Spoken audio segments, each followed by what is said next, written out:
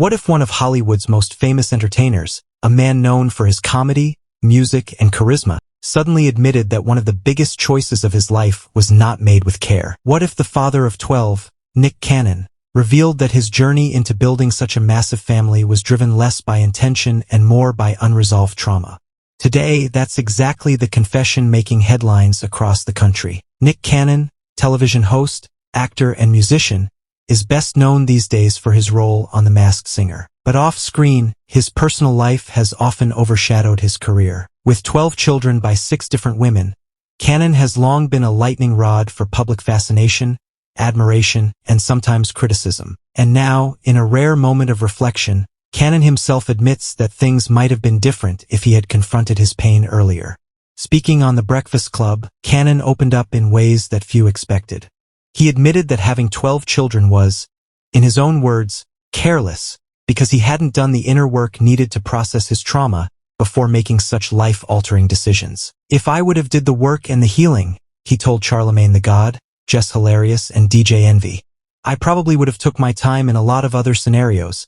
Things might have been a little different." Now pause here and think about that. Nick Cannon, who has been the subject of endless gossip columns and social media debates, isn't just acknowledging the size of his family, he's admitting that his choices were shaped by wounds he never healed. This is not just celebrity news. It's a reminder of how deeply our past, our trauma, and our failures to address them can ripple into our futures. Cannon explained that his 2016 divorce from superstar Mariah Carey after 8 years of marriage played a pivotal role in the spiral.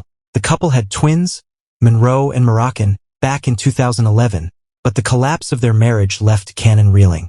"A lot of it is the trauma that I was experiencing of not knowing how to handle divorce," he confessed. "I'm like, oh, I'm the man now. And instead of healing and doing what I should have actually did, I just jumped out there. That jumping out there took the form of new relationships, new children, and a growing reputation as a man determined to build his own version of a large family." But now, years later, Cannon is finally connecting the dots. His desire to expand his family so quickly wasn't simply about love or legacy. It was about distraction, about filling the void created by loss and unresolved pain. Here's where the story becomes even more gripping. Cannon didn't just talk about numbers or timelines. He connected his choices to his therapy sessions and his growing awareness of how childhood trauma influences adult behavior. Raised primarily by his grandparents after his parents divorced, Cannon grew up in a tough neighborhood in southeast San Diego, a place known as the Four Corners of Death because of gang violence. Surrounded by instability, Cannon dreamed of something bigger, safer, and filled with family. That longing, combined with his fame, shaped a man who wanted to create his own universe of love. But without processing the trauma underneath, the decisions became impulsive. Now ask yourself this: how often do we see celebrities admit to mistakes this raw, this personal? Cannon is not hiding behind excuses. He is not shifting blame. He is saying directly that his own lack of healing led him to choices he now recognizes as careless. For a man who has built a reputation on laughter and entertainment, this honesty reveals a side of him that fans rarely see. Yet, Cannon also made sure to emphasize something important. While he acknowledges the carelessness, he does not regret his children.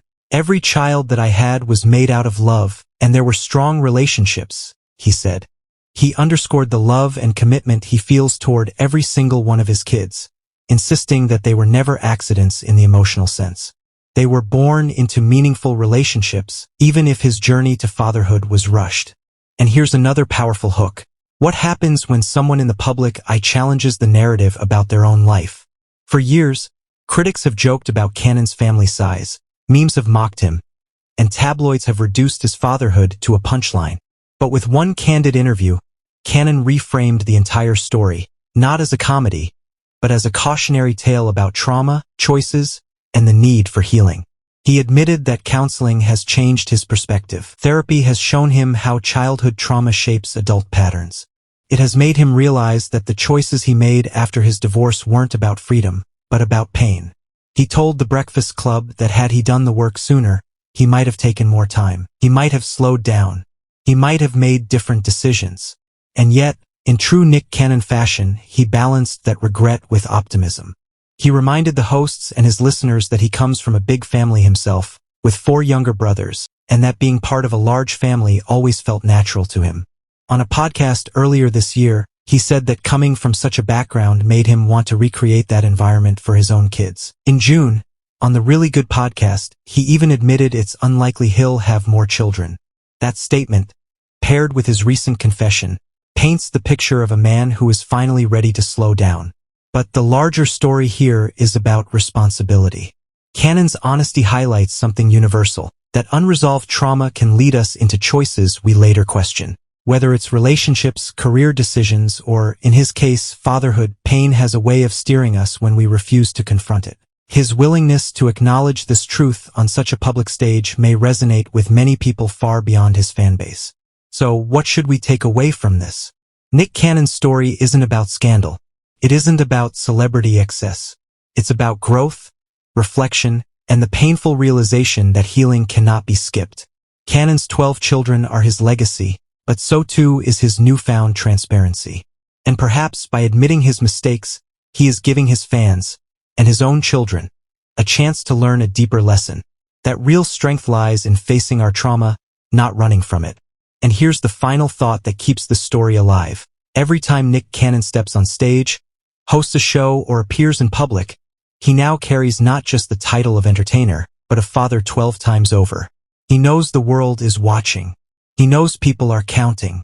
And now he's finally saying out loud that he, too, is counting not just the children but the lessons learned along the way. Because in the end, Nick Cannon's journey reminds us all that love can coexist with regret, that mistakes can live alongside blessings, and that healing is a process that can change not only how we see ourselves but how we shape the lives of those who come after us.